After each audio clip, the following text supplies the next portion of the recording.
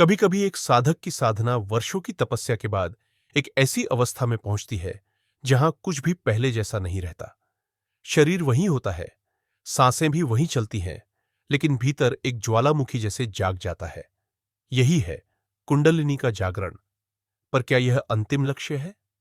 नहीं, यह तो बस आरंभ है, एक ऐसी यात्रा का जिसकी राहें रहस्यमयी है और मंजिल मुक्ति। इस वीडियो में हम आपको ले चलेंगे एक ऐसी यात्रा पर जो हर सीकर को जाननी चाहिए, कुंडलिनी के जागरण से लेकर अंतिम मुक्ति तक का हर पड़ाव, हर रहस्य। लेकिन एक बात ध्यान रखना, अगर आपने बीच में यह वीडियो छोड़ दिया तो हो सकता है आप उस एक बात को मिस कर दें जो आपकी पूरी स्पिरिचुअल लाइफ बदल सकती है। इसलिए वीडियो को अंत तक ध्यान से सुनिए। जब कुंडलिनी पहली बार जागती है तो वह मूलाधार चक्र से ऊपर की ओर उठती है। यह उठान कोई कल्पना नहीं, यह भीतर की ऊर्जा का विस्फोट होता है। जैसे कोई सोई हुई शक्ति अचानक से आंखें खोल ले और पूछे, अब मुझे कहां जाना है। पहले चक्र को पार करते ही साधक का अनुभव बदलने लगता है। खाने का स्वाद, सांस लेने की अनुभूति, नींद की गहराई, सब कुछ नया हो जाता है। शरीर में कंपन शुरू हो सकते हैं, स्पाइन में गर्माहट महसूस होती है और कभी-कभी आंखें अपने आप बंद हो जाती है और एक आंतरिक प्रकाश प्रकट होता है। यह पहली चेतावनी होती है कि अब जो हो रहा है वह बियॉन्ड लॉजिक है। अब साधना लॉजिक से नहीं, इनर अवेयरनेस से चलेगी। स्वादिष्ठान चक्र तक पहुंचते ही कामनाएं हिलने लगती है। जो चीजें पहले आनंद देती थीं, वे अब डिस्ट्रैक्शन लगने लगती है।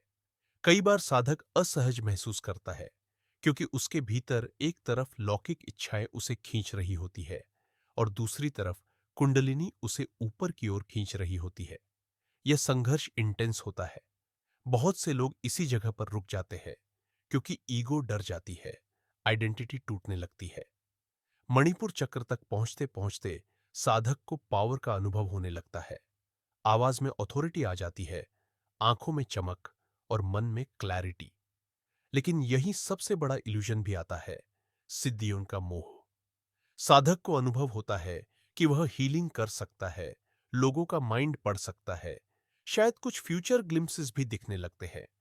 लेकिन यही वो जाल है जहां साधक फंस सकता है।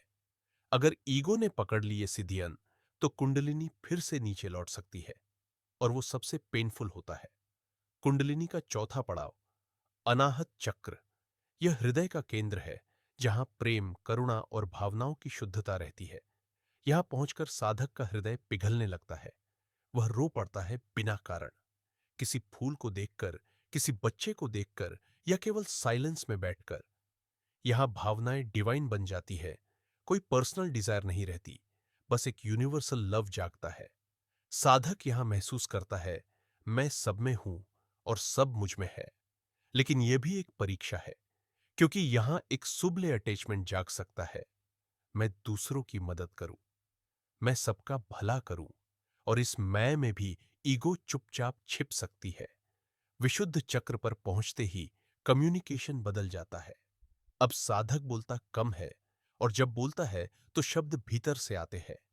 कई बार साइलेंस में ही बातें होती है। कभी कभी बिना बोले ही दूसरों को महसूस करा पाता है। ड्रीम्स बहुत गहरे और सिंबॉलिक हो जाते हैं। इंट्यूशन तेज होती है। साधक अब ट्रूथ से दूर नहीं रह सकता। झूठ बोलना असंभव हो जाता है। यहां रहना ब्लिसफुल है, लेकिन कुछ भी छिपा नहीं रह सकता। भीतर का अंधेरा भी सतह पर आ जाता है। आज्ञा चक्र, यह द्वार है तीसरी आंख का। यहां पहुंचते ही साधक ड्युअलिटी से बाहर आना शुरू करता है। अब वो व्यक्ति विचार और वस्तुओं में भेद नहीं करता। मेडिटेशन में विजन्स आने लगते हैं, कुछ पास्ट बर्थ्स, कुछ हायर बीइंग्स, कुछ गैलेक्टिक विजन्स। लेकिन यहां भी भ्रम का खतरा होता है। कई बार जो दिख रहा होता है वह ट्रूथ नहीं, इल्यूजन होता है। साधक को सिखाया जाता है, जो दिखता है वह सत्य नहीं है, जो टिकता है वही सत्यम है। अगर साधक शांत रहा, जुड़ा रहा इनर कोर से, तो वो अगला कदम ले पाता है, सहस्रार। सहस्रार चक्र, जहां शब्द समाप्त हो जाते हैं। यह कोई स्थान नहीं, यह डिसोल्यूशन है। सब कुछ मिट जाता है, ना मैं, ना तू, ना चाह, ना भय। बस एक शुद्ध अस्तित्व। कुंडलिनी यहां आकर ब्रह्म से मिल जाती है और यही है मुक्ति की पहली झलक। लेकिन यह केवल ग्लिम्स है, कुछ क्षणों की झलक। यहां से असली साधना शुरू होती है, इसे स्थिर करना। बहुत से साधक को ग्लिम्स मिलती है, लेकिन वह उसे टिकाकर नहीं रख पाते, क्योंकि जीवन में संस्कारास, कार्मिक इम्प्रिंट्स, डिजायर्स, वो सब फिर से उभरने लगते हैं। मुक्ति कोई फाइनल सर्टिफिकेट नहीं, यह एक जीवित स्थिति है जिसे हर पल रिन्यू करना पड़ता है। हर मोमेंट, हर ब्रेथ में सरेंडर करना होता है। यहां ईगो जीरो हो जाती है और चेतना पूर्ण। कुछ साधक इस अवस्था में धीरे धीरे डिसॉल्व हो जाते हैं। उनका शरीर तो यहां होता है, लेकिन चेतना कहीं और। उनकी आंखों में इतनी शांति होती है कि देखने वाला भी इनर साइलेंस को छू ले।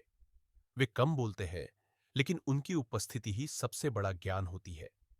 इस यात्रा में कई मोड़ आते हैं, कभी अंधेरा, कभी प्रकाश, कभी विश्वास, कभी भ्रम।